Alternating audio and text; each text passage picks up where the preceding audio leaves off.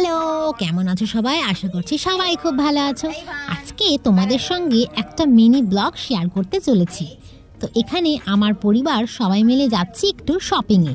পুজো তো প্রায় এসেই গেল, কিচ্ছু কেনাকাটা হয়নি, তাই বাড়ি গিয়েই একটু শপিং চলে গিয়েছিলাম আমরা সবাই মিলে।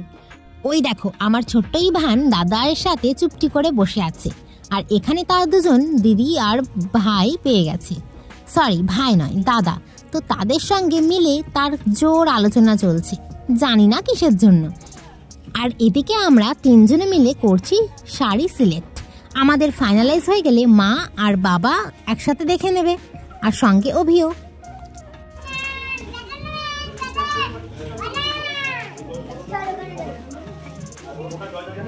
আর এদিকে ইভান সোনা পুরো শোরুমটা জুড়ে স্পাইডারম্যান করে চিৎকার করে খেলা করছে।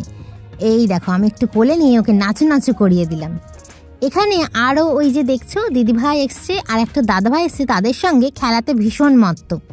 আর আমরা যখন গেছিলাম শোরুমটা বেশ ফাঁকা ছিল, তাই এই ফাঁকা এলাকায় ও খেলতে পেরে ভীষণ খুশি হয়েছিল।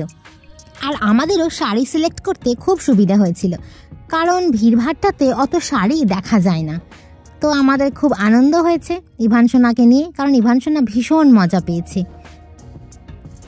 ওর মুড ভালো থাকলেই সবার মুড ভালো হয়ে যায় এমনি, আর সবাই ওকে দেখে খুবই মজা পাচ্ছিল। শাড়ির শোরুমে গিয়ে হাতে ছুঁয়ে শাড়ি দেখায় একটা আলাদাই আনন্দ, আর পরিবারের সবাই মিলে যখন যাওয়া হয় তখন আনন্দটা দ্বিগুণ হয়ে যায়।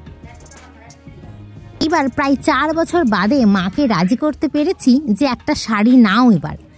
তার কারণ মা একদম নিতে চায় না, বলে অভির নাকি বেশি খরচা হয়ে যাবে।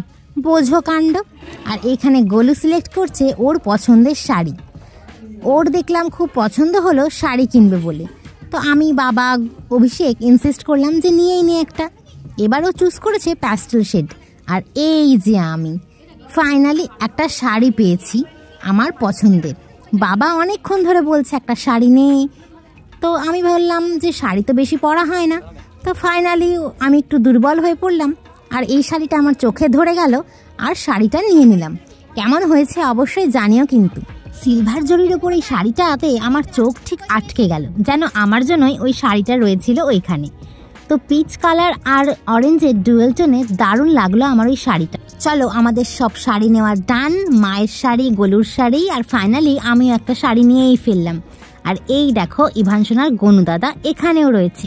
ইভান সোনা যেখানে যায় গনু দাদা অবশ্যই থাকে। ইভান সোনা কিন্তু খুঁটিয়ে দেখেছে গনু দাদার কোথায় লাড্ডু, মুশাকরাজ সবটা। আর এই দেখো কেমন হপ হপ করে লাফাচ্ছে সারাক্ষণ ধরে।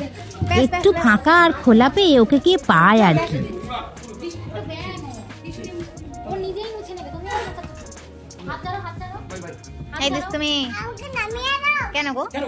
তো ফাইনালি আমাদের শপিং ডান। ও, তোমাদের তো বলাই হয়নি আমরা কোথায় শপিংয়ে এসেছি। এই যে প্রিয় গোপাল বিষয়ী কৃষ্ণনগরে এর আউটলেট খুলেছে অনেক দিন ধরেই। তো এখন আমরা লিফটে করে আবার নিচে চলে যাব। টাটা।